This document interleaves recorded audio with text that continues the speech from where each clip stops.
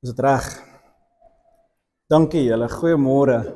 Is regtig lekker om hier te wees. Die laaste Sondag van 2025 en ek wil net vir julle 'n twee Sondag reeks bring vandag en dan die eerste Sondag van die nuwe jaar wil ek graag oor iets praat wat op my hart is en ek dink ek het al voorheen oor Josef gepraat. Ek het my lei gevra of sy kan onthou, toe sê sy kan nie. Maar hier is vir my een van my gunsteling stories aan die einde van die jaar. Hier is hoe ek my einde van die jaar meet. En so net sodat julle weet, dis nou maar waar ek was en dis nou die boodskap wat ek vir julle bring. Aan die einde van die jaar vra ek, hoe was dit? En party mense sê, dit was 'n moeilike jaar, dit was 'n tawwe jaar, daar het soveel verkeerd gegaan, dit het gebeur, alles het agteruit gegaan in ons land en ek hoor dit en is alles waar. En dan lees ek weer die laaste storie in Genesis en dan het ek weer hoop vir die volgende jaar. Dis wat ek doen en ek het dit weer hierdie jaar gedoen en so, ek wil 'n bietjie met julle gesels oor die woord reageer. Hoe reageer jy in omstandighede en veral as jy na 'n jaar kyk en miskien nie julle nie, maar onthou ek preek nie net vir julle nie, ek preek vir die mense wat julle ontmoet daar buite en praat asof Jesus nie leef nie. Mense met wie julle moet reageer en hulle vertel oor Jesus. Hoe reageer mense in 2026 as dit net nog 'n jaar is, probleme het al lankal terug begin, alles is net verkeerd en hulle begin sommer die jaar met mismoedigheid. Hoe reageer jy wanneer iets verkeerd gaan? En ek wil julle 'n woord leer wat vir my in my hart geval het oor reageer anders in 2026. En reageer anders as jy met mense praat oor jou jaar wat verby jou was. Want die woord reageer is opgebreek in 3 woorde. Jou reaksie word bepaal deur op wie jy ag gee en wie jy eer. So op wie gee jy ag? Wie bepaal jou vreugde? Wie bepaal jou jaar? Wie bepaal jou blydskap? Wie bepaal of jy ryk of arm is? Wie bepaal wie jy ag opgee? Vir wie fokus jy? Dis 'n mooi Afrikaanse woord, nê? Ek sê Engels uit, daai woord. Ag. Gee ag toe. Kyk 'n bietjie na hoe jy na dinge kyk en waar jy ag gee. Wie eer jy? Want dit bepaal jou reaksie. Nou 'n reaksie is iets wat onmiddellik gebeur. Taxi stop voor my en ek lees meer Bybel as julle almal, maar dit help niks as die taxi voor my stop nie. Vrug van die Gees, pastoor, wat's dit? As 'n taxi voor my stop, dan reageer ek. En weet julle wat? Jou reaksie is 'n natuurlike uitspraak van Adam. Jou reaksie is sonde. Ons almal ontbreek aan die heerlikheid van God. Ons almal ontbreek aan die eer wat hom toekom. Ken julle daai Bybelversies? Ons almal ontbreek om die Here die eer te gee wat hom toekom, want ons ag hom nie wanneer ons moet nie. En so ons reaksie is natuurlik nie reg nie. Ons reaksies is nie eer nie. En so hier's 'n sinnetjie wat ek klink nie reg uit nie. Ek het probeer om dit in my kop te sit, maar kyk maar, ek dink is op die skerm. Kyk gou, daar sit hom daar op. Kom ons kyk of julle hom saam met my kan verstaan, maar ek gaan probeer om wat in my kop is uit te kry, maar hier's die sinnetjie in my kop. Die reaksie wat die potensiaal het om die natuurlike verloop van dinge in jou lewe om te keer. Die reaksie wat die potensiaal het om te verander waarheen jou lewe gaan. Daai reaksie wanneer jy hoor iemand skinder oor jou. Jy hoor iemand praat sleg van jou. Jy hoor ergens gaan jy 'n kontrak verloor. Jy hoor ergens het jy mense uitgestuur om iets vir jou te gaan doen en hulle het dit verkeerd gedoen. En die reaksie wat jy nou kan uitoefen, jou eerste natuurlike reaksie wanneer jy dit hoor, die eerste woord uit jou mond uit, die eerste gedagte, die eerste ding wat jy sê van daai persoon. Die reaksie wat die potensiaal het om jou toekoms te verander is nie natuurlik nie. Jakobie, ons voorsittertjie, die doktertjie, sê altyd vir my, Evelyn, dink 2 keer, want dat jy eerste dink is nie God nie. Altyd, hy sê dit altyd vir my. Hy sê, jou eerste reaksie, pastoortjie, is nie God nie. Is nou lekker as die lidmate vir hulle pastore preek, nê. Pastoortjie, jou eerste reaksie is nie God nie. En dis wat my sin, daai woorde ego in my, wat hy vir my gesê het, ego in my deur die jaar. Die potensiaal om te reageer op 'n manier wat jou lewe in 'n beter rigting gaan stuur, is nie jou natuurlike reaksie nie. En meeste van ons sukkel, want ons reageer in die natuurlike.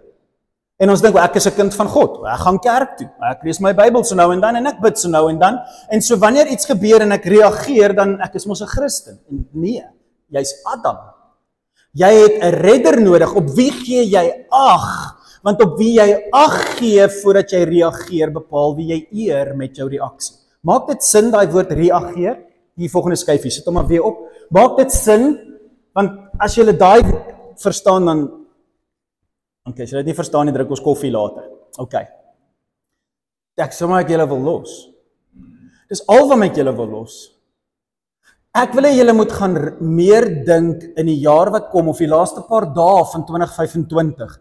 Hoe reageer jy oor die jaar wat was? En hoe gaan jy reageer in die jaar wat kom? Jou reaksie mag nie natuurlik wees nie. Jy het hulp nodig. So ag hom, want dan sal jy vir hom eer gee in jou reaksie. Okay. Nou, die persoon wat dit die beste doen, is die kragtigste persoon in die Ou Testament as dit kom by stories, want dit is die laaste storie in Genesis. Dit is die laaste verhaal wat ons het in Genesis, en is 'n agterkleinkind van Abraham, Isak, Jakob het 12 seuns. Okay. Jakob het 'n gunsteling vrou gehad en 'n minder gunsteling vrou, en daar begin die probleem. As jy 'n gunsteling vrou het, oom Hendrik, is daar probleme. So jy is nie veronderstel om 'n gunsteling vrou te hê nie. So kan ons almal net amen sê op daai een. Amen. Okay. Nou hierdie storie begin met iemand wat 'n gunsteling vrou het. En sy gunsteling vrou kan nie kinders baar nie, en éventueel kry sy 'n kind. En toe hierdie man, Jakob, sy gunsteling vrou uiteindelik 'n kind vir hom gee toe, raai wat word daai kind? Sy gunsteling kind. Probleme. Okay, Misha's nie hier nie, Mila is my gunsteling. So om 'n gunsteling kind te hê, begin al klaar met 'n verkeerde reaksie. Sien julle dit? Jy gaan verkeerd reageer teenoor die ander vrou. Julle hoor my storie. Die storie begin verkeerd. En Josef is 'n gunsteling vir sy pa. 'n Wit broodjie bo die ander seuns. En die reaksies wat die pa en die ma op Josef het, is verkeerd. Dis natuurlik, maar dis nie goddelik nie. En Josef se reaksies is natuurlik en nie goddelik nie. En die storie begin baie boos in die natuurlike soos die mens is. En ek gaan nie die storie vir julle vertel nie, hopelik ken julle dit, lees dit, dis 'n awesome storie, dit is een van die mees bekendste stories vir nie-Christene, hulle doen plays daarop, op planke, Joseph en his Technicolor Dreamcoat. En so die storie gaan, julle weet dit, die pa gee vir hom designers klere in die mooiste klerewinkels, al die seuns kry hand-me-down klere, julle ken die storie, dra my jou broer se klere, dra my jou pa, maar daar's gate oral, dra hom, maar pa die gate is voor, dra hom, en hulle moet net gate klere dra, maar Josefie, hy word na, wat is die fancyste manswinkel gevat. Vir my is dit die nuwe Checkers eenheid. Ek sien Checkers het 'n nuwe klerewinkel. Okay, Checkers se nuwe klerewinkel, dis die fancyste een wat ek ken. Hy vat vir Josef na die Markhams, wat sê jy mooi? Hy vat hom na designers Levi jeans toe, Levi, en hy koop vir hom R2000 denims en R5000 skoene. Dis genuine wat die storie vir jou probeer kry om te verstaan. Die reaksie is verkeerd. Josef loop rond met hierdie mooi klere aan sy lyf en hy druk dit in sy broer se gesigte. Lang storie kort, sy pa, hy's 17 jaar oud. Vra hierdie vraag, hy's 17 jaar oud. Hoekom is hy nie in die veld met sy ander broers besig om te werk nie? Hoekom is Josef nie in die veld toe sy pa sê, gaan bietjie veld toe gaan kyk wat vang jou broers aan?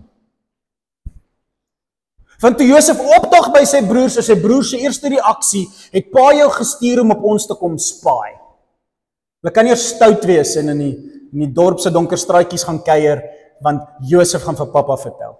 Hy's 17, jy's al 'n man op 13. Praat van 'n natuurlike reaksie van 'n ouer, wat nie goddelik dink nie. En so Josefie is daar, en julle ken die storie, en hy vertel sy droompies vir almal, en sy broers haat hom met 'n passie, en doen die natuurlike reaksie wat ek met taksies wil doen, en hy gooi hom in 'n put om hom dood te maak. Okay? Hulle vat Josef en hulle sal hom as keel afsny. Natuurlike reaksie, maak baie sin vir my. Maar toe begin hulle skuldige gewete kry en hulle soos dit is immers ons broer, ons kan hom nie doodmaak nie. So kom ons verkoop hom as 'n slaaf. Dit maak sin. Hy is ons broer, kom ons verkoop hom. Ja, dit maak baie sin. Ja, pas op vir jou natuurlike reaksies. Okay. Die Here het probeer dat hulle 'n bietjie ag gee. Jy kan nie jou broer doodmaak nie. Kom ons verkoop hom. En hulle verkoop Josef. Ons stel die storie op in Genesis 30 vers 1.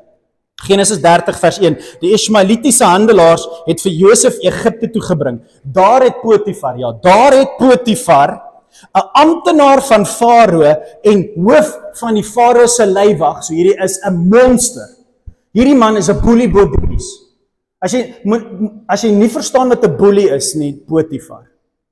Hy's die hoof van die leiwag van die koning van die wêreld. As jy verkeerd vir Potifar kyk, is jy dood. Jy moet dit verstaan, Potifar is nie 'n nice man nie. Hy is 'n aaklige man om vir wie te werk. Jy wil nie vir Potifar werk nie. Maak 'n fout, laat iets val en jy gaan in die tronk beland. En hy was 'n amptenaar van die Farao en hoof van die leiwag. En hy het toe vir Josef gekoop. Julle gaan later agterkom hoekom hy Josef gekoop het. Okay. Maar nou hoor wat sê die begin van vers 2. Die Here was met Josef. Die Here was met Josef. Dis vir my so interessant, een skyfie terug, het ek dit nie opgesit nie. Die Here was met Josef. Nou hier is my vraag vir jou. As die Here met Josef was, in 2026 mag die Here met jou wees. Nee? Kan ek daai seën oor julle uitspreek? Mag die Here met jou wees. Nee? Mooi, nee. Want as jy weet die Here is met jou, dan voel alles beter. Nou sê die Bybel, Potifar koop vir Josef, die Here was met Josef. Nou lees jy in die volgende versie, en Potifar het Josef innig jammer gekry, want hy het nie gepas in Egipte nie, want hy was 'n Hebreër. En hy het hom vrygelaat en hom sy vryheid gegee. En Josef het met die geld wat Potifar in sy sak gedruk het, 'n kameel gekry en teruggegaan huis toe. Waar sy broers op hulle knieë neergeval het en jammer gesê het en sy pa hom omhels het en vir hom nog klere gaan koop het. Dis mos as die Here met jou is, oom. Die Here is met my, so nou is ek vry. Die Here is met my, nou is ek herstel. Die Here is met my, dit sal met my goed gaan. Maar in hierdie storie gaan jy keer op keer hoor, die Here is met my, wanneer ek sou gesê het, en die Here was nie daar nie. Soos die tempel in die Ou Testament, die Here was nie daar nie. En tog probeer die Bybel vir jou iets leer, die Here was met hom. Met hom as 'n slaaf, hy was 'n ryk mans kind, hy het die mooiste van alles gedra, nou slaap hy buite in die veld. Hy's 'n slaaf, hy's 'n slaaf. Ja, ons verstaan nie, hier, as jy hier in die tronk is, dan jy DStv en jy eet lekkerder as wat ek eet. Maar in daai jare, het jy in die veld geslaap, jy was 'n slaaf.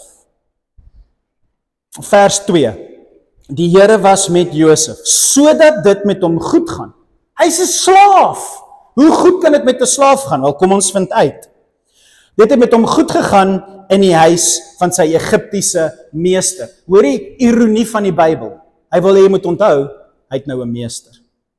Dit gaan so goed met my. Maar ek het 'n meester. Ek het nie een gehad gister. Meeste van ons sou gekla het. Die Bybel sê, God is met jou. Dit gaan so sleg, ek is ontvoer, ek is 'n slaaf. Die Here is met my. Kan jy reageer, die Here is met my? In sulke omstandighede is die vraag wat gevra moet word, as jy die rigting van jou lewe gaan verander in 'n plek wat nie natuurlik is nie. Okay, so, hy sê, toe Potifar raak sien en besef dat die Here tog en besonders met hierdie mannetjie is, daar's iets anders omtrent hom. En hy suksesvol is in wat hy doen, hy laat val nie al die potte en panne nie en hy's beter as die res. Was Potifar hom ewe skielik goedgesind. So Potifar was goed vir hom, nie as 'n wonderwerk nie, nie as gevolg van iets bonatuurliks nie, maar toe hy sien Josef doen goeie werk. Toe hy sien alles wat Josef doen is goed, toe is Potifar goed vir hom. Nie wonderwerke nie. Josef het hard gewerk. Kan julle dit raak sien? Josef het hard gewerk, toe is Potifar goed. Dis nie een of ander wonderwerk, luxurious, lê net terug, Josef sit en niks doen nie en Potifar is goed vir hom nie. Toe Josef hard werk en Potifar sien dat alles wat hy doen is suksesvol, toe ewe skielik toe sê Potifar, hierdie ouetjie lyk oulik. OK. Hy het Josef as sy persoonlike sekretaris aangestel en sy hele huishouding en selfs sy saketransaksies aan hom toevertrou. Nou vir meeste van julle klink hierdie soos goeie nuus. Maar meeste van julle is nie so lui soos ek nie. Ek is 'n slaaf, jy los my uit, ek voer die koeie. Ek kyk na jou skape. Jy sien my nie, jy ignoreer my nie, my baas, ek wil nie in die hoof se kantoor kuier nie. Ek wil nie die hoofseun wees nie. Ek wil nie altyd in my baas se kantoor karring en vir hom koffie bring nie. Want hoe meer ek op by hom is, hoe meer fout kan hy vind. Dis hoe ek is. Gee my die job daar agter en los my net uit. Josef is ewe skielik in die spotlight. Hoë bome vang die meeste wind. Luister hierso, my vriende. As jy na iemand se skapies kyk, as jy in die veld en jy kyk na iemand se skapies en jy stink, die baas stel nie belang in jou nie. Maar as jy met sy kredietkaart werk,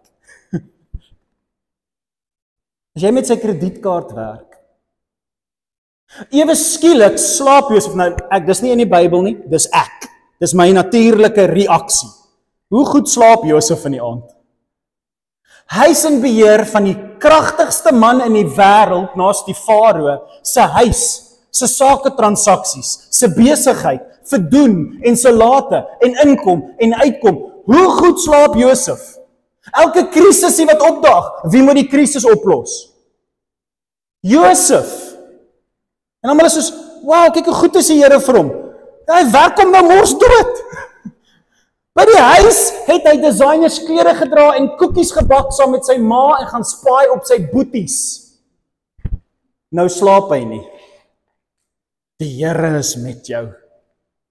Here, kan ek 'n bietjie slaap kry? Nee, want ek is met jou.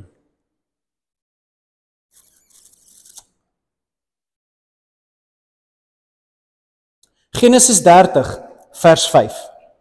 Van toe af het die Here Josef geseën, want hy het so hard gewerk, hy was so 'n goeie seentjie. Van toe af het die Here Josef geseën uit sy nate uit, en Josef was net so bekend, en almal het net van Josef gehou, en Josef was net die populairste persoon in Egipte. Is dit wat daar staan?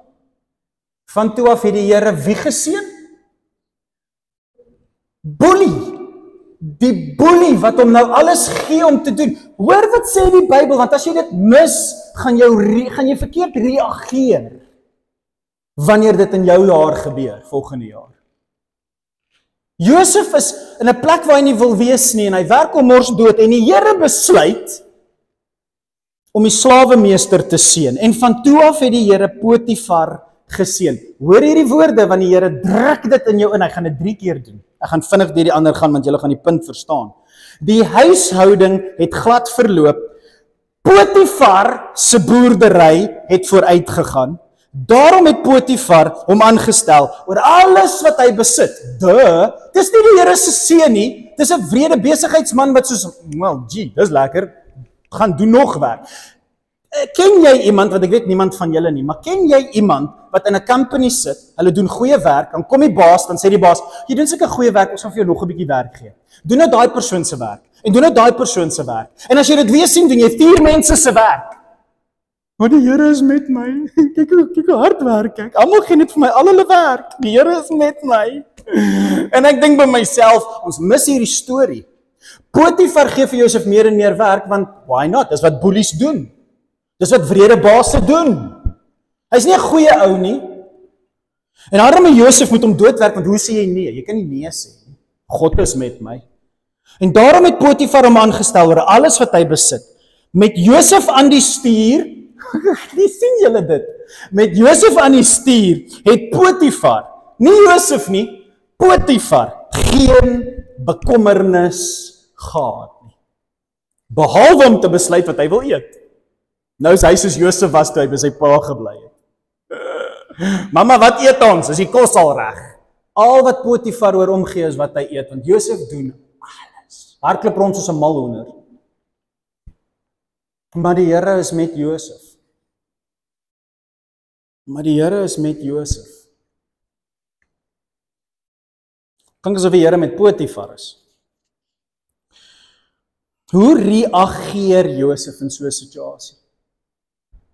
Raak hy kwaad, gooi hy tantrums, of raak hy stil en gee hy ag op wat hom aangaan, en gee hy eer aan God? Is dit sy reaksie? Is sy reaksie ag en eer? Reageer. Hoe reageer Josef is die vraag wat ek wil hê julle op moet fokus, soos ek deur na sy einde toe stroei, want die Here gaan 3 keer hierdie wat ek nou net vir julle vertel het herhaal, sodat jy sal verstaan wat die lewe oorgaan. En jy nie kwaad raak en jou Christenskap verloor in die proses nie. Te veel mense verloor hulle Christenskap as gevolg van hulle reaksies, want hulle reageer verkeerd. Hulle reageer natuurlik in plaas van met eer na bo.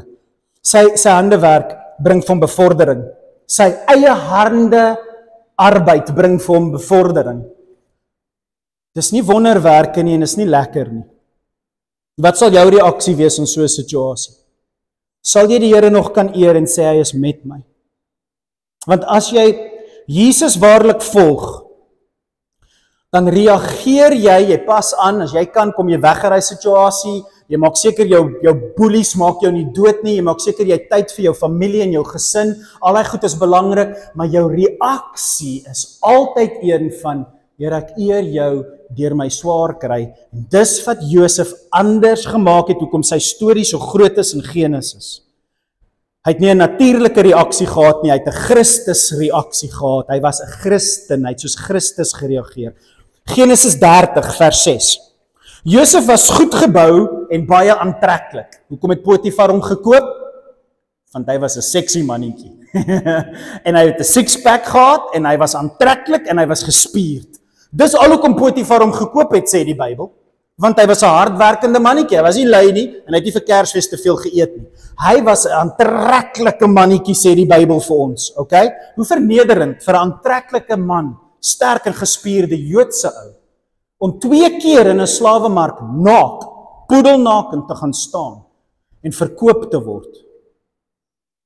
En dan voor hierdie man te staan, en dan koop hy jou, en hy bie op jou, en almal bie op jou, want jy's sterk, en jy's aantreklik, en die vroukies wil jou hê, en almal wil net geld op jou. Ek gee 20, ek gee 30, ek gee 600, en hier staan hierdie Hebreëse seentjie, trane in sy oë, poedelnakend in 'n slawemark, en mense bie om te koop, en die rykste man koop hom, want hy's aantreklik en gespierd. Na sy bevordering van Potifar, die Here is met Josef. Kyk, hy word bevorder. Wow, God is goed. Almal van julle wil bevordering hê, nê? Wel, na Josef se bevordering, kom ons kyk hoe goed is God vir Josef. Het Potifar se vrou met begeerte na hom begin kyk. Sy het hom genooi om by haar te kom slaap. God is met Josef. Want nou sy in haar teenwoordigheid 24/7, hierdie mooi eksotiese Joodse seentjie. En God bevorder hom, lyk ons, dink ons, dis nou wat God doen, en intussen tyd is die bevordering 'n vloek op Josef.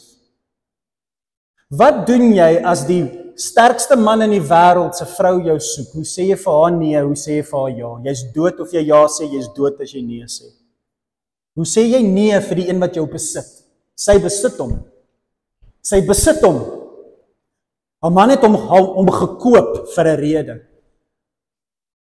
En Josef se reaksie is gegrond in op wie hy ag.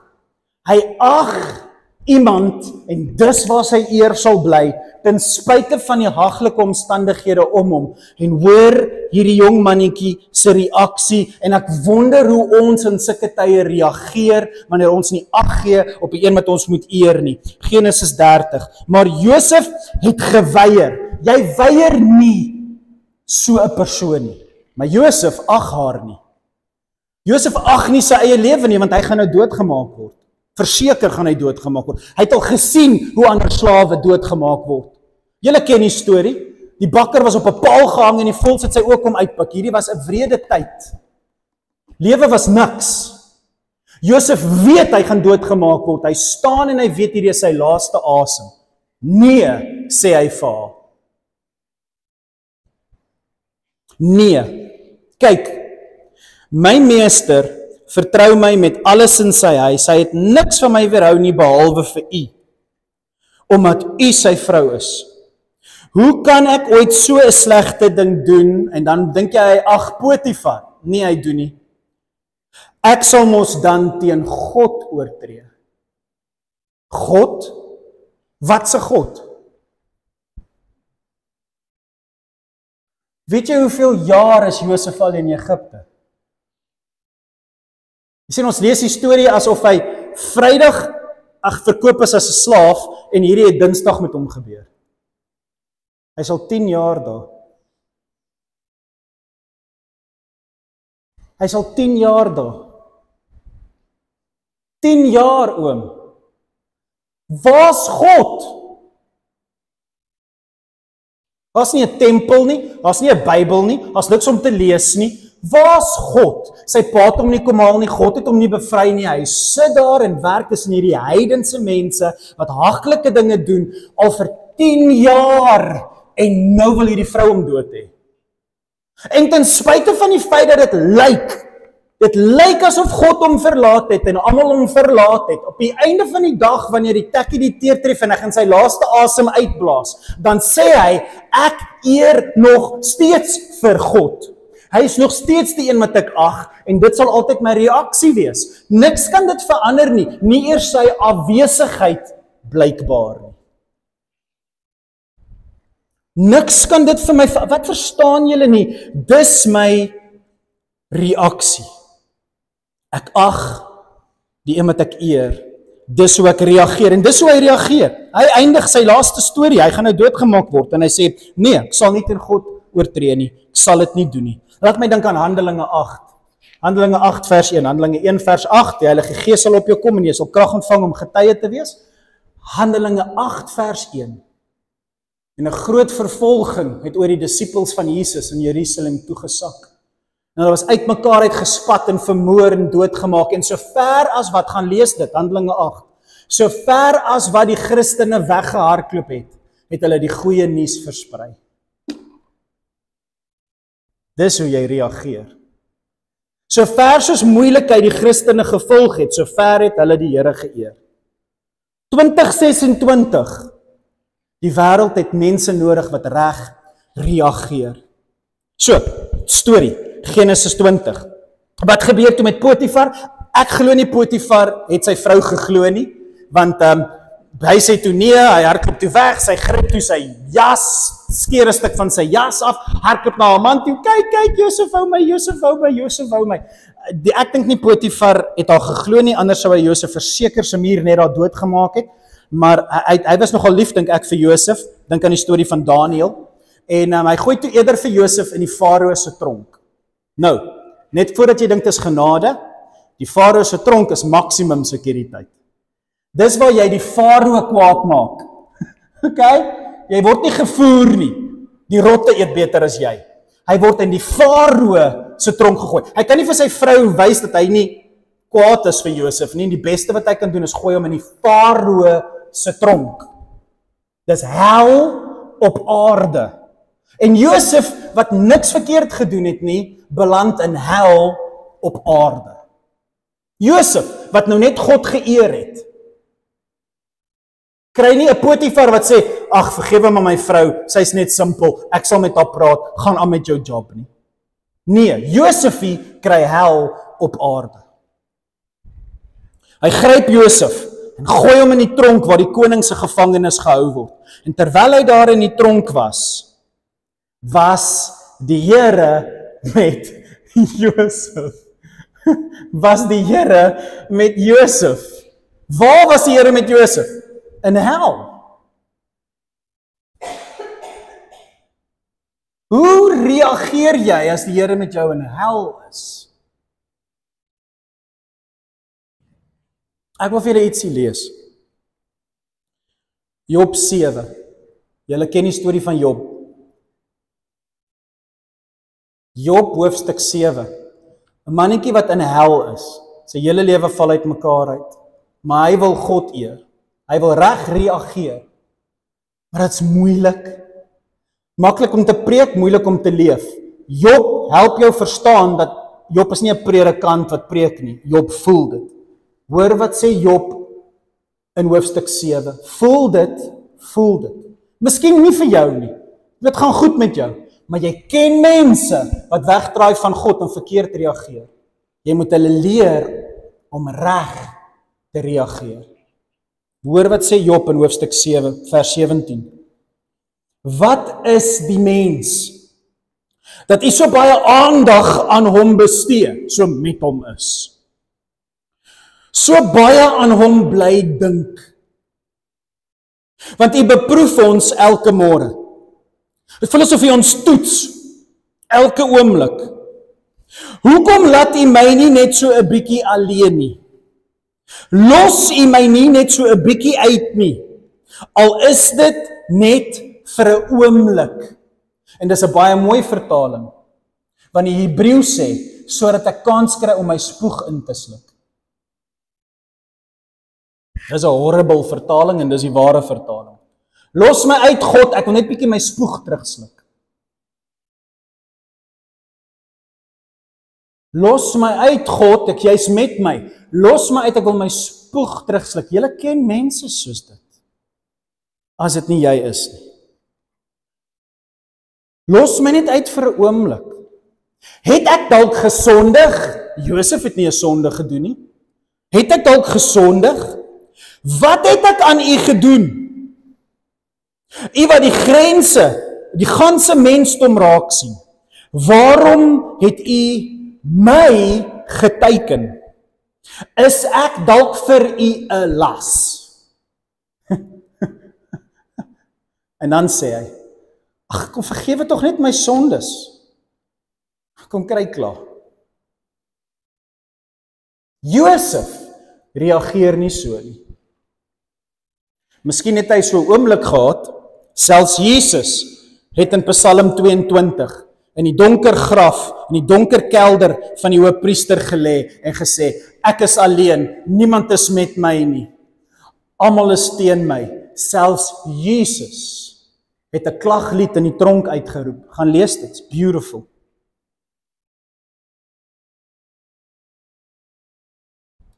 Maar as jy van jou voete af opstaan, is hoe jy nou gaan reageer wat saak maak.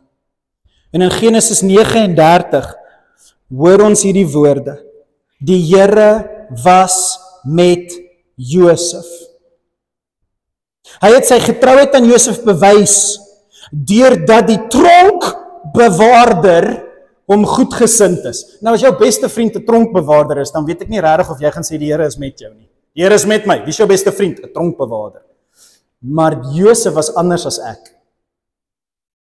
Spoedig het die tronkbewaarder Josef oor al die gevangenes aangestel en oor alles wat in die tronk moes gebeur. Sien jy daai, hy wil weghardloop, Josef, gaan vang hom. Sien jy daai en hy kla alweer, Josef, sort hom uit. Back to square one. Jy dink dit is goeie nuus, hier is nie goeie nuus nie, arme Josef. Hoor hoekom? Die tronkbewaarder het geen bekommernis gehad nie, want Josef het oor alles ge-worry. So met wie is die Here? Die tronkbewaarder. Okay. Vang julle die punt? Wel, ek hou nie aan en aan nie die Bybel doen. Want ons vang nie die punt nie, ons verstaan nie wat hier aangaan nie.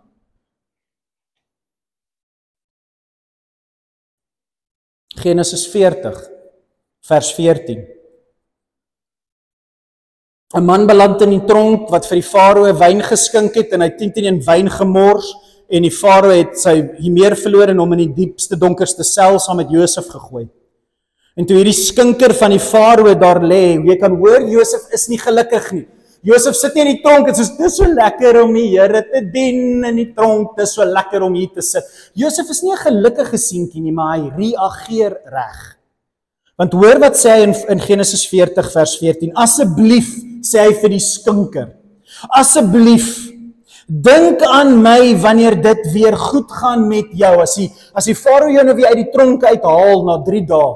Dink asseblief aan my. Noem my naam by die Farao en vra hom om my uit hierdie plek vry te laat, want ek is ontvoer uit my geboorteland. Nou is ek in die tronk gesmyd, sonder dat ek iets verkeerd gedoen het. Josef is nie gelukkig nie. Kry die prentjies uit jou kop uit van mense wat swaar kry. Hulle is nie gelukkig nie nou, soos wees net 'n bietjie bly. Juig en jubel net in die Here. Hulle is nie gelukkig nie. Maar ons kan leer om reg te reageer. En in vers 23, hoofstuk 40, vers 23, toe die hoofskinker uit die tronk uitkom, hoor wat sê vers 23, tog het die hoof van die skinkers nie weer aan Josef gedink nie. Hy het heeltemal van Josef vergeet. En jare gaan verby. Jare. Nie dae nie, jare. Genesis 41 vers 15. Die Farao kry 'n droom. Die skinker onthou na jare dat daar 'n mannetjie was wat drome kan uitlê. En hy sê vir die Farao, daar's 'n ouetjie daar in jou tronk, hy kan drome uitlê. En die Farao sê, roep hom. Die Farao staan voor hom en sê in vers 15, ek het laas nag 'n droom gehad, vertel die Farao. Maar niemand kan dit verklaar nie. Ek hoor jy kan drome uitlê. En Josef, wat die Here ag, staan voor die belangrikste, sterkste man in die wêreld en hy sê die woorde wat niemand vir die Farao sal sê nie. Maar Josef is net, hy ag net een, want hy het niks anders om te ag nie.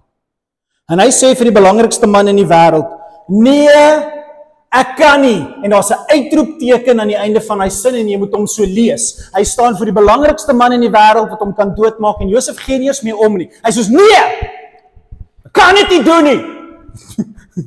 Kan nie. No.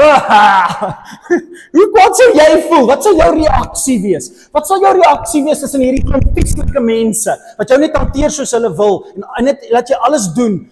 Wat sal jy doen? En Josef doen presies wat jy sal doen. Nee. En toe reageer hy reg. En hy onthou weer hy is 'n Christen. En hy sê, maar my God kan. Maar my God kan. Hy staan voor 'n man wat dink hy is 'n God en hy sê vir 'n man wat dink hy is 'n God, my God kan. En om klaar te maak, in Genesis 41 vers 39, toe sê die Farao vir Josef, nou dat God, jou God, hy noem God se naam, dit alles aan jou bekend gemaak het, sal jy self hoof van my huishouding word. Hier kom dit weer, rond in nommer 3. En aan jou bevele sal my hele volk gehoorsaam wees. Net wat die troon betref, sal ek jou meerdere wees.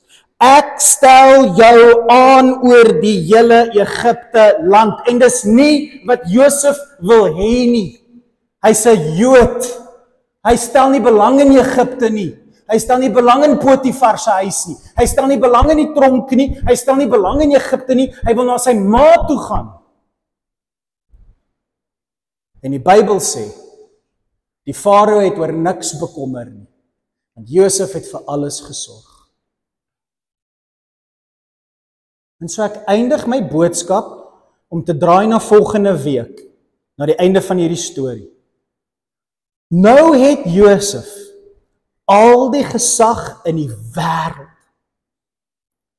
Hy is nie meer 'n slaaf van 'n man nie, en hy is nie toegesluit in 'n tronksel nie. Hy is die kragtigste man in die wêreld. Sou jy God nog eer?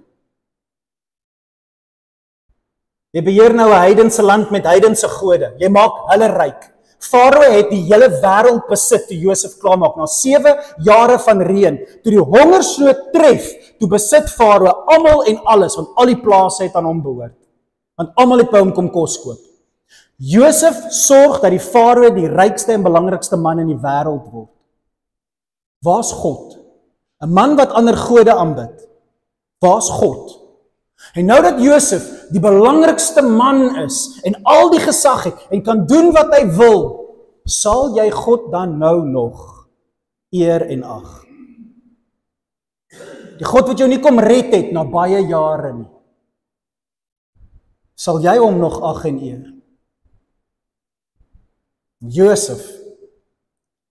Josef was 'n ander tipe mannetjie. En ek bid vir jou, dat as jy hierdie beginstorie verstaan, die ritme van hierdie 3,